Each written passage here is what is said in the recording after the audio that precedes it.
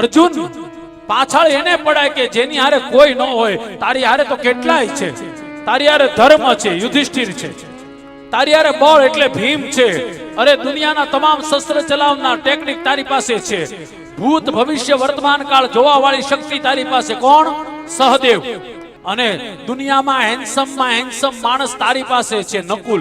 મહાભારત કાળમાં હેન્ડસમ કોઈ હોય તો એનું નામ છે નકુલ. અને સ્ત્રીમાં સારામાં સારી કોણ દેખાતી ખબર છે તમને મહાભારતમાં? કોક તો કયો.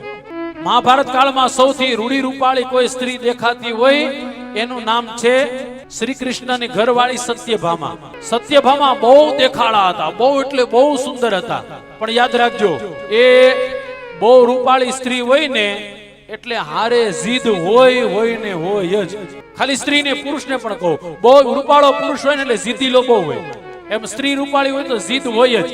એ દુનિયાની કોઈ પણ બધા આવી ગયા રૂપની સાથે જીદ હોય જ. પણ યાદ રાખજો, આનું બિલકુલ ઉલટું કરી નાખો.